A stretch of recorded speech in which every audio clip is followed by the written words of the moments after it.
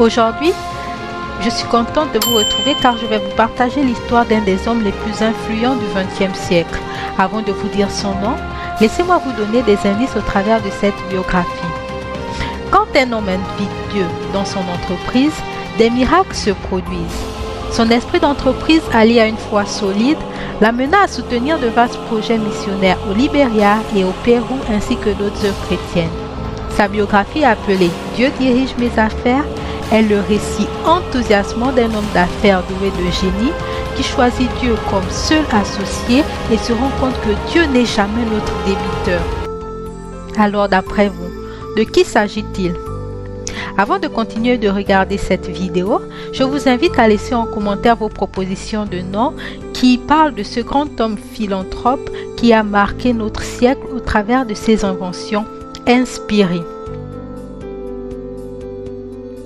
Oui, il s'agit de Robert Le Tourneau.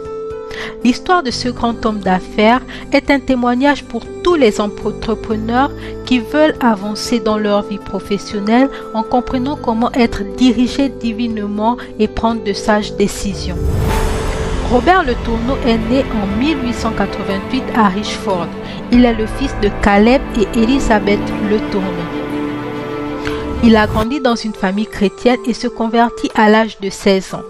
À l'âge de 14 ans, Robert Le Tourneau quitte l'école et commence à travailler comme apprenti quincaillier. Il apprend les métiers de fonderie et de machiniste. Il étudie la mécanique à partir d'un cours des écoles internationales par correspondance. Robert Le Tourneau se forme et travaille dans plusieurs domaines tels que la soudure, la métallurgie et la mécanique. Il est également occupé des emplois tels que celui de bûcheron, maçon, ouvrier agricole, mineur et ouvrier charpentier. Il a ainsi acquis des connaissances des métiers manuels qui se sont avérées précieuses plus tard dans sa vie. Le Tourneau fonde sa propre entreprise en 1929 nommée RG Le Tourneau Inc. L'entreprise fabrique des machines qui servent à intervenir après des tremblements de terre. Le Tourneau invente ainsi plusieurs machines qu'il brevette. Il est responsable de 299 inventions. Parmi ces inventions, on compte un bulldozer énorme qui peut déplacer des tonnes de gravats dans son godet, des plateformes pétrolières mobiles auto-élevatrices pour l'exploitation pétrolière. Il a également inventé des chenillettes, des grues mobiles, des rouleaux compresseurs, des wagons-bennes et il a introduit le pneu en caoutchouc dans le matériel de terrassement qui est presque maintenant universellement accepté. Le Tourneau a également construit le premier grattoir entièrement soudé avec des moteurs électriques et il a inventé la lame de bulldozer qui se fixe à l'avant d'un tracteur à chenilles.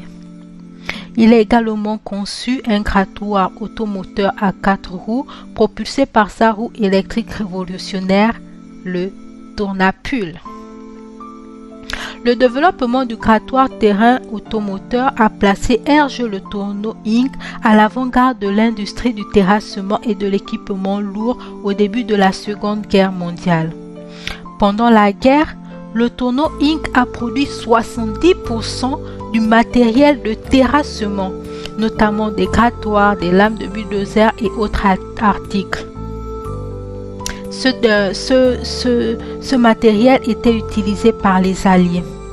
L'équipement Le Tourneau a permis aux forces alliées de construire rapidement des routes et des pistes d'atterrissage, donnant aux forces alliées un avantage qui a raccourci la guerre. Durant la même période, Le Tourneau a dû construire une nouvelle usine dans le Mississippi afin de gérer ses commandes pour des contrats gouvernementaux pour l'équipement de terrassement et le matériel de guerre. Il a également construit une aciérie pour approvisionner ses usines d'assemblage. Dans ces dernières, des équipements d'exploitation forestière, de construction de routes, d'exploitation minière et de forage de puits de pétrole ont été construites. Plus particulièrement, Le Tourneau a construit des plateformes mobiles pour le forage en mer. Le tourneau a également mis en place des cours d'enseignement technique pour ses employés qui n'avaient pas les compétences nécessaires pour bien faire leur travail. L'enseignement comprenait des cours de mathématiques, techniques et de commerce. Avec son épouse, il fonde le Tourneau Technical Institute en 1946. Connue aujourd'hui sous le nom de l'Université Le Tourneau, elle offre des diplômes en ingénierie, en sciences aéronautiques, en informatique, éducation et arts libéraux. L'école propose également de vastes cours d'études supérieures en commerce et en gestion. Bref, vous l'aurez compris, Robert Le Tourneau se retrouve très rapidement à la tête d'une énorme entreprise prospère qui réalise beaucoup de bénéfices. Dans son entreprise, il embauche 3 aumôniers à temps plein pour annoncer l'évangile. En effet, chaque matin, il y a un temps où le travail cesse pour l'annonce de l'évangile. Les ouvriers qui le veulent peuvent venir écouter un message tiré de la Bible. Beaucoup se convertissent et décident de croire et vivre pour Jésus. Le Tourneau n'est pas seulement un grand homme d'affaires, mais également et surtout un évangéliste engagé.